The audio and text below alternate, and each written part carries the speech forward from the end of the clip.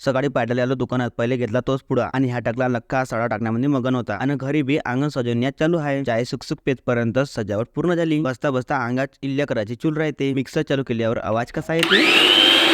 मग 2 तास अभ्यास केला. आई म्हणे थोड्या वड्या टाकू लाग, पण महासंग रप बारीक टाकणंच नाही होय. त्याच्या बाद वारू दिलेल्या रप हाताने काढल्या. तुम्हाला आवडते का वड्या, सांग जा. मग सोबती म्हणे आपण पहिले पार जाऊ. निघलो घसरपट्टी रस्त्याने, नदी पार करून वरतो आलोच होतो की मांग कालू येत होती. पहिले आराम केला 30 मिनिट. आजकाल ह्या झाडाच्या मोहची बी खूप डिमांड आहे. इकडले वावरू तर लाल मातीचीच आहे. फिर आम्ही पोहोचून जातो खानदानी अडावर. बरसातीत तर पुरा डबडब भरून जाते खरं. हे टाकं पाहून घ्या, डोरं पाणी पाजायचं मस्त आहे. मग बकऱ्या चारण्यावाला भाऊ भेटला. विकत का बकरा, हो म्हणे. गेला सौदा, नगदी पैसे दिले. एखादा दावतात एका भाऊ पकडून न्याले. दिल्लं मागणं लालू प्रसादले घेऊन चाललो आम्ही. मी येतो चालतो रे. हे बोकड पाण्यातून जालेच महाग, कधी नदी पार केली नसेल म्हणून भेट आहे. आम्ही पोहोचलो घरी. दोस्तो ह्या रिश्त्याले काय नाव द्यायचं. मग सोबत्या संगत दर्ग्यात आलो. सोबती म्हणे आपण भोजन करू. त्याला तुम्हाला दर्गा घुमवतो. आज आहे उरूस. ह्या वय दर्गा इथं भोजनची व्यवस्था केली आहे. 2-4 दुकान आले आहे.